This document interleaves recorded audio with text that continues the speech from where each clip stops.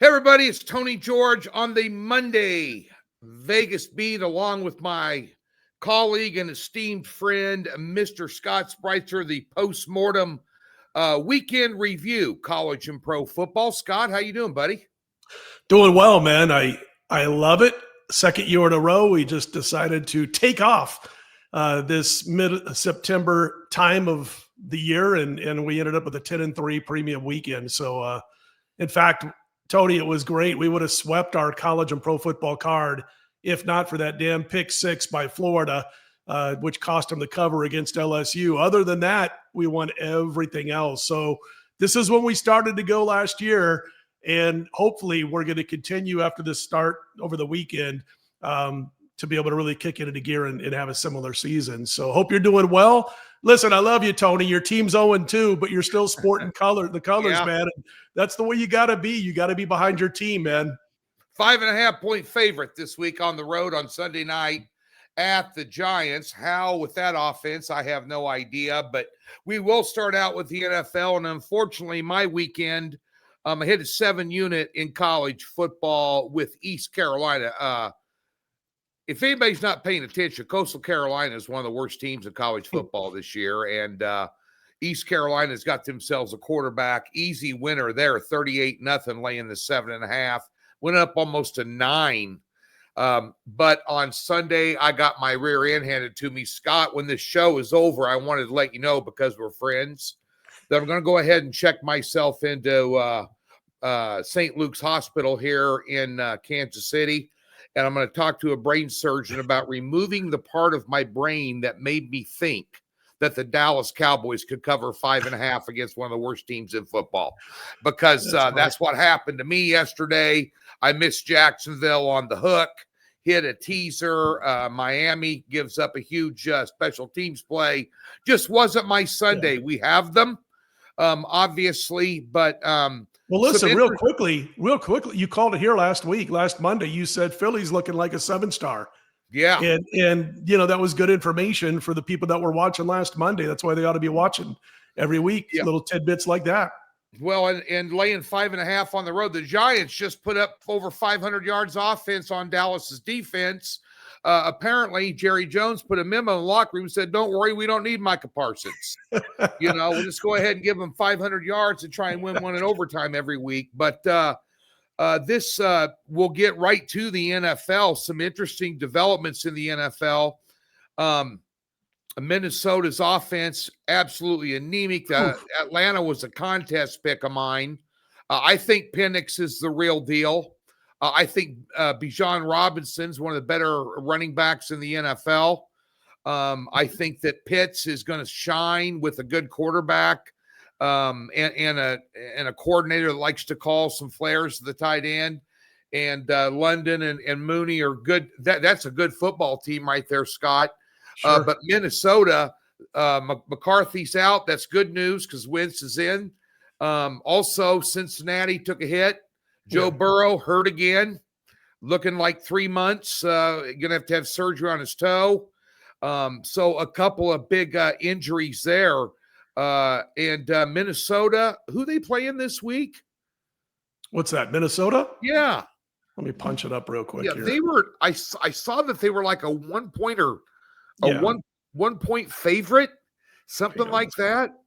With that offense, maybe that offense will work with Wentz there with as you mentioned before the show, a decent coaching staff.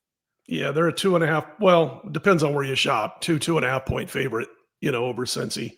Yeah, interesting. So that game involves two teams with new quarterbacks, although Browning had 3 quarters under his belt.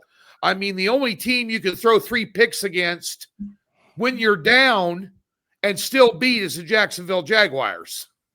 Yeah, I mean, listen, I thought the thing about Browning, he's a good solid backup. There's no doubt about that. Now, as far as being a guy who's going to lead your team for the next 2.5, 3 months, while you've got a situation where your quarterback, I hate seeing top pitchers in baseball get injured. I hate seeing top quarterbacks in football get it. I want to see the best when it comes down the stretch and into the playoffs.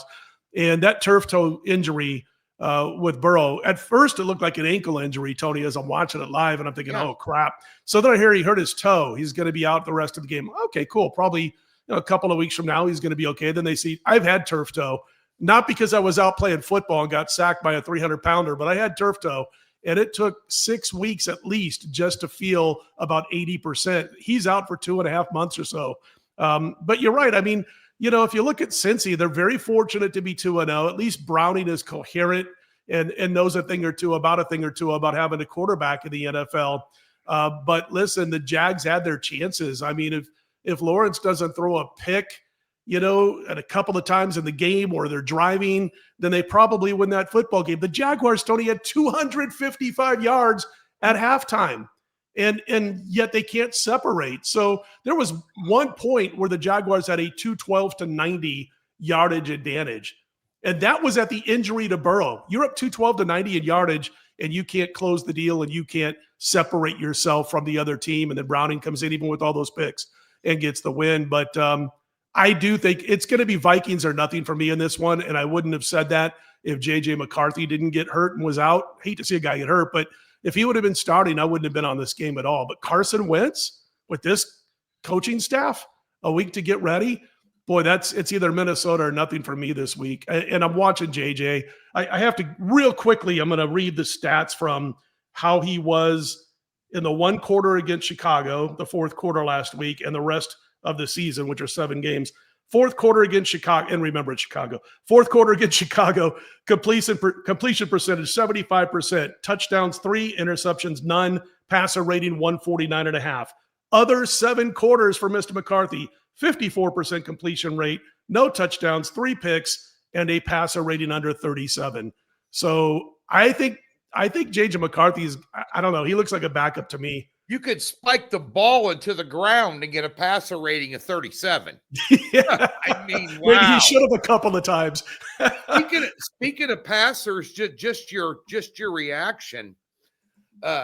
Guess who leads the NFL in passing yards right now on a 2-0 team? That would be Daniel Jones of the Indianapolis Colts at 588 yards. Obviously a gift to end the game yesterday. With the penalty when he missed a 50-some-yard field goal with no time left. He gets a second chance, 5 yards closer, and drills it. And that's what you're supposed to do when the team gives you an opportunity to score on a penalty. You take advantage of those moments, and they did. So I'll give them that. Indy 2-0 and on the road at Tennessee, around a 3-point favorite this week in a divisional game. Of course, you always got to raise your eyebrows up when you got a home divisional dog, but sure. The Colts can get it done. They have he's playing as good a quarterback right now as anybody in the NFL, Scott. I don't find it shocking, but I do find it surprising a little bit. He's got a great coaching staff around him. And I like Brian Dable, but now I'm starting to wonder, when you see Danny Dimes go into Indy and having the kind of season he has through the first 2 weeks. It's early, obviously. But Did you know they had through like the first, I don't know, what was it, 6 quarters or whatever, their first 10 drives of the season all ended in scoring on offense. I mean, that's crazy. Listen, Nix, if he plays better, he made a really bad interception in the red zone with about 11 minutes to go. Yeah. Could have wrapped up the game there for Denver. They could be sitting 2 games above KC within the division right now, if not for that pass. And by the way, I think it was the very next play, Indy gets the ball and Jonathan Taylor, tears off an 80-yarder or whatever it was to set up their score. But again, that call on the final play, the final kick, which he missed, the Indianapolis kicker, I thought was about as bad as it gets. And you get 15 yards on it. Yeah. Of course, they set him up again and he makes it. I thought that was a terrible call. I had no action in the game. I just thought it was a really bad officiating call. But Danny Dimes, man, he looks like a whole different player right now, Tony. You're absolutely right. Yeah. Well, you can run when you can run the foot. The thing about that helps him and Taylor running back is the fact that the Colts probably have a top 3 offensive line in the league. And that is a huge deal in the NFL. You talk about this quarterback, that quarterback, this stud wide receiver, all this tight end that makes plays, blah, blah, blah. None of that happens without a good offensive line. And you know what, real quick? That's why Kansas City's 0-2, by the way. Yeah. They can't run the ball. They can't protect Mahomes. Their offensive line is dog shit. And they're But here's the thing, Tony. Hold on. I was watching some shows on Monday morning, some NFL recap shows on, I don't know if it was ESPN or Fox or whatever. And they're almost like, okay, Kansas City, if they're lucky enough to make the playoffs, it's going to be as a wild card, blah, blah, blah. I mean, they're going to be either 2 games behind the Raiders or 2 games behind the Chargers after Monday Night Football. But still, they don't have Rashee Rice. He's suspended still. Travis Swift, Kelsey, decided to take out his own player last week, Xavier Worthy, who was really the only player left without Rice who can consistently get deep. I know Thornton had that big catch, but come on, Worthy's the only one who can consistently get behind defenders without Rashee Rice on the field. But they're going to get those guys back. But I'm telling you what, right now, if not for Mahomes, they lose that game by 2 touchdowns. Yeah. Mahomes is just unfreaking believable. We all know that. A real quick note, Kelsey's screaming and yelling on the sidelines at the end of the game. How about making that catch at the goal line, big guy? That's right in your hands, and you go in for a touchdown, and you probably win that football game. But instead, you're juggling the ball, and it gets picked off and almost returned for a pick six. Yeah. So, I mean, he's not a player. I'm sorry. He's not even close to the player he once was. He'll make an occasional big catch, but it's worn. And I mean, he's old. The wear and tear on him as a blocker, as the kind of player he was, it's just not there anymore. But I'm not selling out KC yet. You got Patrick Mahomes and Andy Reid and a couple receivers coming back later this season. The best the best catching tight end we have is Jonathan Gray. You're right. I mean, and Kelsey's not it. Kelsey's I wouldn't say he's a sideshow. I don't question his determination to win. Right. I don't question players looking up to him, but that's where his value is at, because on the field, it's just not there. Folks, be sure and check out Scott and I at DocSports.com. I've got a little action on Monday night. I'll have a rebound. Of course, we always give you a free $60. We'll have Lenny. There's Lenny. He's always on top of things. What a great producer, Detroit Lenny. Nonetheless, and he's still on a high from those Lions tearing up the Bears yesterday. But nonetheless, we give you a free $60 if you've never been a member at DocSports.com. And we park it in any new account, and it comes with a profit guarantee and 0 hassles. And you can find the likes of Scott Spreitzer, myself, many others. We have 10 other guys over there. I always say this with Griffin, but I'll say it with Scott's on the show. But the 2 best looking guys on the website are right here on this podcast right now. Hey, and definitely the 2 oldest. But nonetheless, we're both going to be 50 this year, right? Yeah, exactly. But nonetheless, we want you to get over there and check out a ton of great information over there. Survivor pool information, weekly opening line reports, all kinds of different things. So be sure and check them out. And real quick, Tony, something new to the site that I just want to jump in here, and then we'll get back to it. But Scott Rickenbach is now with DocSports.com, and we cut a video. He's in Europe, where he's 10 hours ahead of me in Las Vegas. So last night at 11 p.m. Vegas time, 9 a.m. where he is, Romania, we cut an opening line video, not an opening line video so much as a sharp move day 1 video with a couple of college best bets for Saturday, September 20th. And people can watch that on the Doc's YouTube channel. And there was like 8 games that saw significant opening line movement throughout the day. And we're going to be doing that every Sunday night. So another thing to watch added to the mix. And of course, Rickenbach's daily stuff. Yeah, awesome. Matter of fact, I'm going to tune into that when I'm done taping this. I did not know you were doing that. That's remember, folks, we're betting numbers. We're not betting games. Exactly. And those numbers that move are significant, so bear that in mind. Switching gears to college football, a couple of questions for you, Scott. I guess I'll start with the SEC. I don't know who's the best team in the SEC. Now, I got a pretty good idea who's the best team in the ACC, and that's Miami. Although, Miami plays an SEC Florida team this week. Yeah, they got Florida. Yeah, that's 6.5-point favorite. So we're going to get a good test right there of Miami. I've seen enough of Clemson to let me know they can't run the football. What if You they had a can't- good quarter? What if they had? They haven't had good quarterback play since Trevor Lawrence, No. and it's like Dabo's stubborn as it gets. Yep. You know, he's dipped his toe now into the transfer portal. Get with it, man. Modern times. If I'm the Clemson athletic director, I mean, Dabo's got free reign. He's going to be there as long as he wants. But I'm putting a little pressure on him, man. Klubnik's not what we thought he was. The preseason hype was through the roof. This team doesn't belong in anybody's top 25. I'm sorry.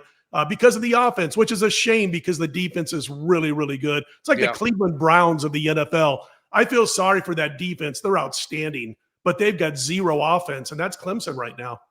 Yeah, it's they were way overhyped going into the season. I was never high on them. I had picked Miami on all my preseason shows to win the ACC, and I thought Beck.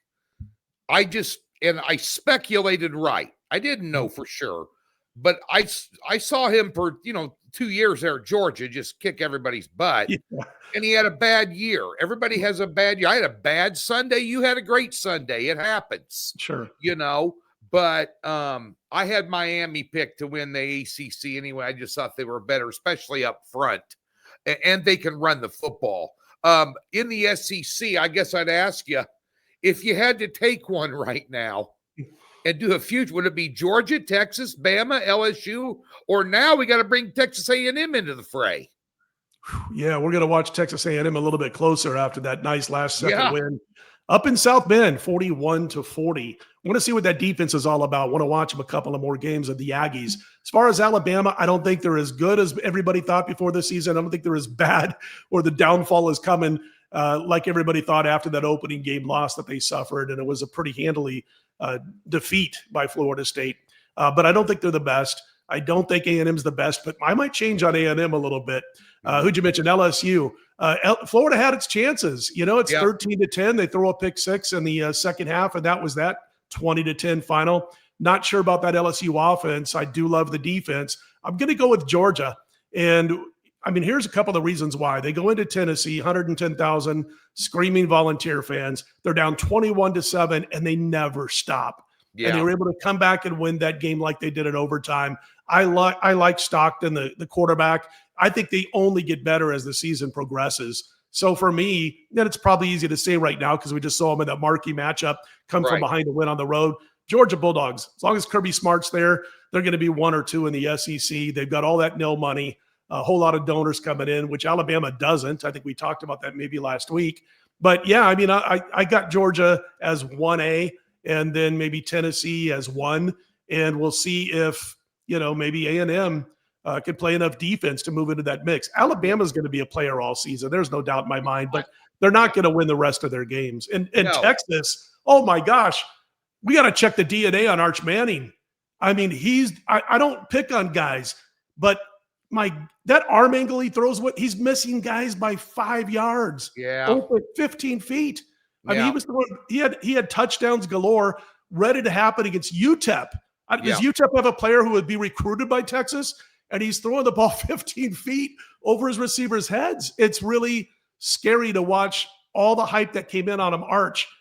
And I don't want to say it's all because of the Manning name, but a good chunk of it seems to have been. He's got to make some improvements. And I don't think Sarkisian, who's a good coach, he's not next level. I don't know if Sark can get him on track to where we hope he would, where Texas fans hope he would be. You throw the ball around like that against an SEC secondary. You are going to lose games because you can't. These teams, look at Texas's schedule. These teams, they play on the road. You go throw 2 picks in a game, average a pick or 2 a game. You're going to lose them. You cannot give these teams extra possessions. You saw how explosive teams like Georgia and Tennessee are on offense, Texas A&M on offense. Even a team like LSU that looked to struggle a little bit offensively the last couple of weeks. Kelly was taking a lot of heat from it in his press conference too. It's not enough that we win the game. Now you want perfection at every whatever. But even a team like LSU, you give them the ball additional times on the road. If just say you're playing down there hypothetically at night, good luck. You're not going to win that game. Vandy Yeah, can pull it up Vandy. right along with Pavia. Vandy's unbeaten. And look what they did. I really was impressed. And this is the next two I'm going to talk about. Then we'll let everybody get out of here. I'll have Scott give his final thoughts. But I was really impressed with the fact that Vandy was an underdog and went up to Virginia Tech and hung 44 on them until I saw Virginia Tech this week. So my point is, and I know UCLA's coach lost his job today, but the bottom line is, who's worse, UCLA or Virginia Tech right now? I think it's UCLA. Well, maybe they get a little bit of an upgrade with Deshaun Foster gone. Everybody just check out his media day speech that he gave when he started saying, "Hey, I'm Deshaun Foster of UCLA," and I'm paraphrasing, and that was about all he got out. Then he started kind of giggling. Then he says, "I'm just glad to be here." Well, You're not there anymore.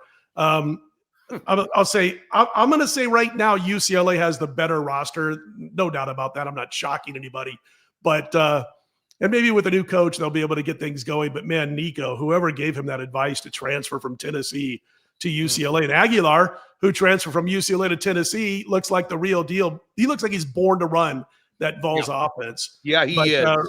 Real quick about UCLA, they claimed there were 30,000 fans. I mean, Tony, it looked like Sam Boyd Stadium, for most of the last 30 years with UNL. There were maybe 10,000, if that, at that UCLA game. I would be surprised if there was more than 8. I saw the one picture on Twitter somewhere. Some fan was like raising hell about it. He goes, "Yeah, here we are. The Mecca of college football." It was some sarcastic deal. I was laughing my ass off. Yeah. When you're at UCLA games, and I've been to a few, and back when they'd get 60,000 in the stands, but they have the 8 clap. They don't even have enough people to do the 8 clap anymore in the stands. I mean, it's crazy. They're the lowest university and nil money available in the Big Ten. This team's not coming back, this program, anytime soon. They're going to be better coached, but they're not going to come back anytime soon because out of 18 Big Ten teams now, whatever it is, they're dead last in nil money, which is crazy when you think about UCLA football over the years. Yeah, crazy indeed. Now, we'd be remiss in our duties with we keep this at 25 minutes. Yeah. if we didn't talk about the biggest game of the weekend, and that would be the Nebraska Cornhuskers. Scott and I are both Nebraska boys taking on Michigan 2 and 44.5. It did open up at 2.5, and even somebody told me they saw 3 to open up. I saw 2.5. 3.5 at one point, Tony. Last that week. What you saw? Last week, not the opening line, but last week. Yeah. So both of them kicked the crap out of a bunch of nobodies this weekend. Nebraska had starters out in the third quarter. Unlike the Akron game, I think Rule wanted. You saw that video I put on Twitter. But Rule wanted. He said we want to hang a number on somebody in Lincoln and let them know that we're back. And so they made a statement against Akron, who actually gave UAB a game this weekend, which pissed me off because I had UAB. We had a big lead and let it. Oh my God! Finally scored a point. They're terrible. Check out the team total for Tennessee this week. They're playing UAB. They could hang 70 on UAB. Yeah. I'm not kidding you. They could hang 70 plus. But that being said, Nebraska, Michigan, that 18-year-old Frosch did not look good on his first road start against Oklahoma. I'm wondering if Nebraska's defense can shake him up a little bit, Scott. I don't know. He's flying around in that sexy Corvette he's driving, and he's making a couple mil a year, in Ann Arbor, and we'll see if it can hold up in Lincoln. But it did open. I saw a 3.5 early line last week. Michigan, the favorite, of course. And then on Sunday morning, it did open 2.5 to 3. Mostly, like 90% of the books I saw were 2.5. It immediately dropped to 1.5. And in fact, late night Sunday night, we're doing that video. It was still a 1.5, and now it's back up to 2.5 in a lot of books on Monday afternoon. But yeah, Biff comes to town as the interim head coach. I'm going to tell the people at the hotel he's staying at, he's going to want seconds. I'm just giving you some advice there to get ready. But I'm probably not going to be involved in this game, Tony. Maybe I will by the time I read a few things, but Nebraska's got to prove they can handle elite level programs. And I'm not saying Michigan is at Ohio State's level right now, but the program is.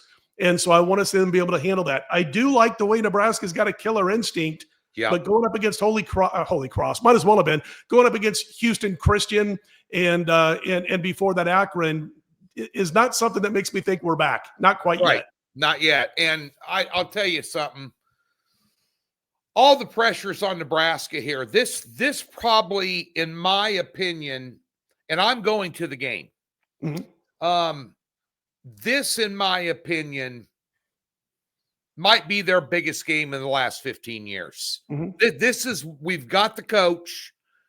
We've got the pedigree in there, that killer instinct. We want to have Lincoln be a feared place to play. We got the walk-on program back. We got some decent recruiting. We've got excellent coaching across the board. Dana Holgerson, big-time offensive coordinator. We have the quarterback. So there's just a lot going on in this game that, as you mentioned, I have no interest at all in getting involved. Number one, because I'm going, I want them to win, and I'm going to go cheer as a fan, which is something you and I don't get to do very often. Right. You know what I'm saying? We just don't get to do it, and but at the end of the day here, and like you said, until Nebraska hangs a signature win out there, I can't back them. That Wisconsin game last year, they beat the shit out of Wisconsin, but Wisconsin wasn't as good as Illinois, and we couldn't beat Illinois last year, and I think Michigan's just about every bit as good this year as Illinois was last year going into that game. So that was an overtime game, but we're going to find out if it if it's the only advantage we have is Rayola's got some games under his belt, and this Michigan kid doesn't yet. I think it's going to be a close look. Nebraska took Ohio State right to the brink in Columbus. You mentioned the Illinois loss, overtime loss. They had that pass in the end zone that looked like a touchdown. It ends up being picked off as the defender stole it away. Good play against the Nebraska receiver. They had their chances there. They could have beaten Ohio State. Some say they should have in that particular game. Yeah. So I think this is going to be a close game. It's going to come down to which team makes the fewer mistakes. I really believe it'll be a tight game. So I want to be like you. We don't get to root as fans hardly ever. So I'm out here in Vegas. I don't have a 3-hour drive or 2.5-hour drive to Lincoln. I wish I did. But I'll be sitting here watching or rooting for them. And I'm sure there's going to be you and I texting back and forth throughout the game. Hopefully we won't be saying the same old movie. I've seen this flick before. If it comes back sarcastic and kind of evil, I'm into the Jim Beam heavy and we're losing. Just at least you know where the fine places are in Lincoln to go to as far as some of the places where you get your favorite beverage. So you do have that. That's for sure. You can find Scott and I at DocSports.com. Check Scott's show out with Scott Rickenbach about the early line moves. Check out the Docs Daily. I'll be on there Tuesday. The NFL Open Line Report, the Gridiron Six-Pack on Wednesday with Griffin Murphy. Those of you that were with me this weekend, you're with me on next weekend on the credit program. And those of you that weren't, I will bounce back. I love this NFL card this week, by the way. I think there's some great opportunity on it. And low volume in college, but I already see a top pick out there. And, of course, Scott Spreitzer every day over at Docs. He's got his free plays. He does some plays with who you do some stuff with Arun or Craig during the week. They're up way too early. I do a couple of shows throughout the week. Rickenbach, of course, being the new Sunday night show that we're doing. And then most of my videos are done on my own, Tony, to tell you the truth, because me, I'm cutting videos at 11 p.m. Pacific. Yeah, you're different. You're a night owl, man. I get texts from Scott. I live in Vegas at 3 a.m. I'm just sitting by the pool having a scotch. I just got done loading my plays up for the next. I'm like, dude. I'm having a nightcap when you're having breakfast, my friend. I know. He's Scott Spreitzer. Check him out, DocSports.com. One of the best to ever. Lace him up, folks. So be sure and check us out this week at Docs. Thanks for tuning in.